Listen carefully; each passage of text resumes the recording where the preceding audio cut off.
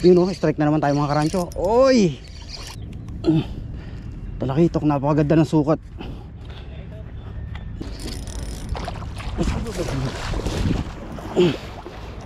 Morning, fishing time. Ultralight lang tayo. Try natin gumamit ng ultralight dito sa dating spot. Hanap lang tayo ng medyo magandang spot.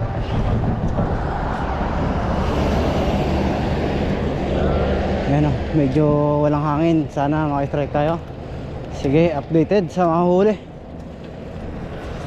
Shoutout mga karancho, shoutout Ulma. Dito tayo sa spot, gamit natin ultralight 10 grams na jig. Standard na yung ating tali. Tara, hagis tayo. Good morning sa inyo. Sana maka-strike.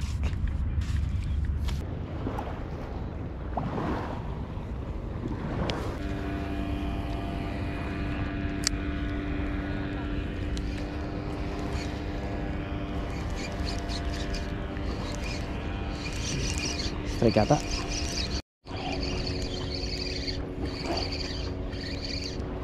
Strike tayo mga karancho, first strike. Ewan ko kung ano to, pakalapis. Okay ito. Ang palaki. Kitok. Oo, meron na. Shout out mga master, good size. Talakitok. First strike.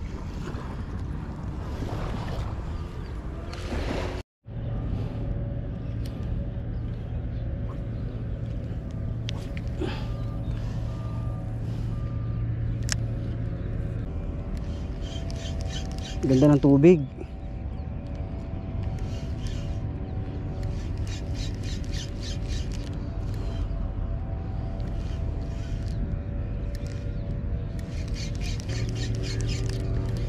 Baka may GT na dito eh. Hindi lang tsempuhan.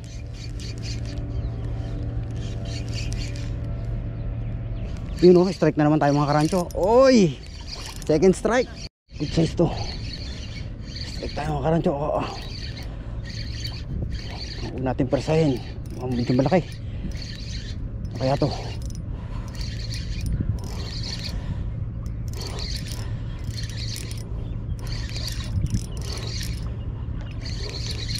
Sana GT.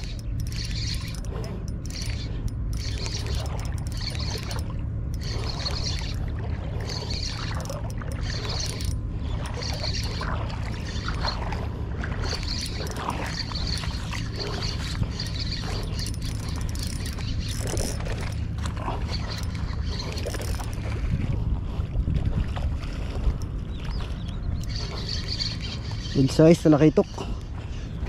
Oh, tribali ulit, ang laki. Grabe, good size na talakitok, napakaganda ng sukat. Ganda ng sukat oh. Parang last year.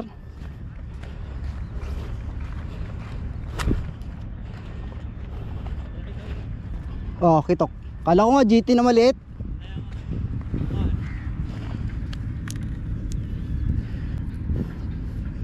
Yung ating gamit oh, 10 grams lang, napakalapit. Gaano kalaki yan oh. Good size.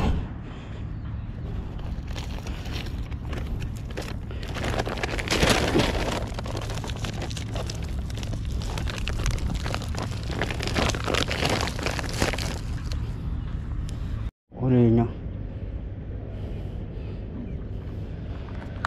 Ilang pusit dyan mga karancho sa harapan natin, nag-aabang na, gusto nang isubo yung jig natin dyan. Bali gusto nating magpalit sana ng lure para si sure ball na ma-hook up natin. Pinagat na nyo eh. Hindi ko alam kung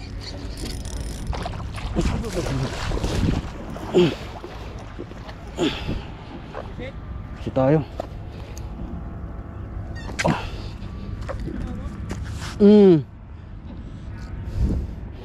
Hindi na natin napigilan yung ano.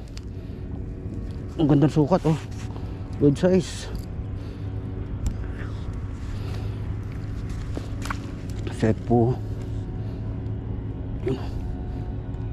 Pusit. Ewan ko kung ano.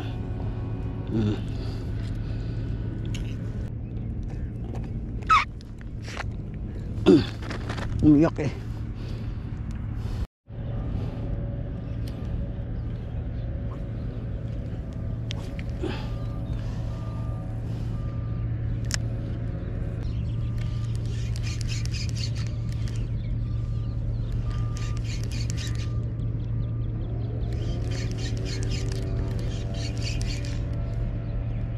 Yun oh, strike na naman tayo mga karancho. Oy!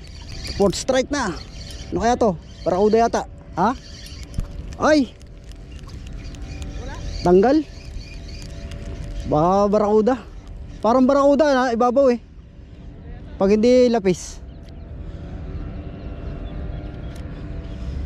Medyo magandang kagatan dito ngayon na.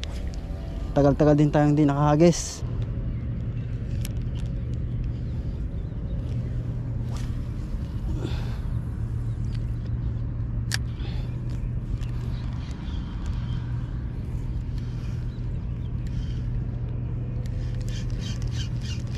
Uy, ang dami doon oh. Nakakulo na. May jeep, nakakulo sa malayo.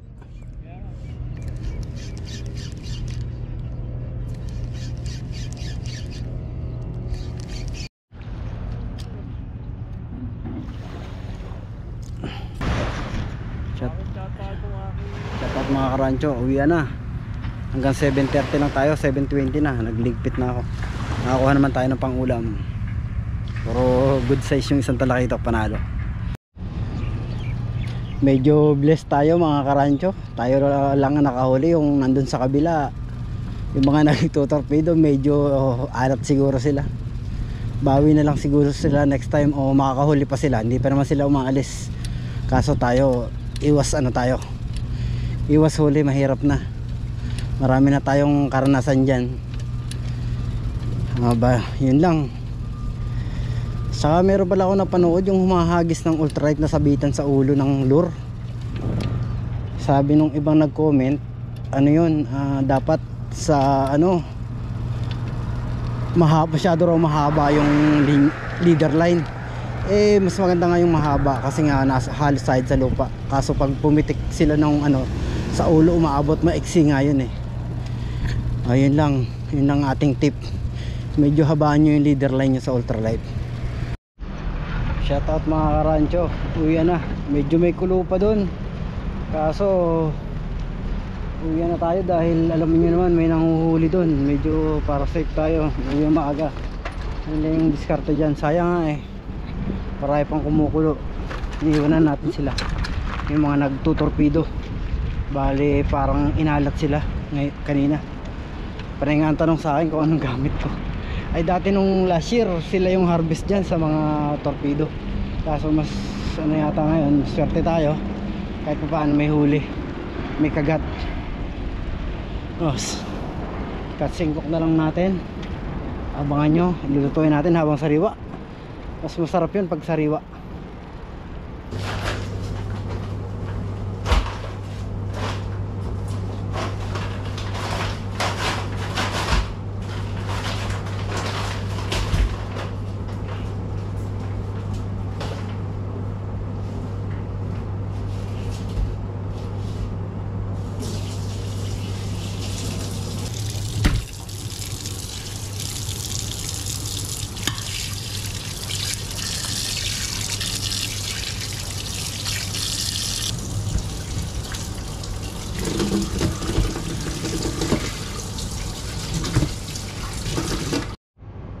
Yan, ito yung huli natin. Nalinis na natin. Bali, kumuha lang tayo ng pangulam sa ating fish pond. Kumuha lang tayo ng pangulam.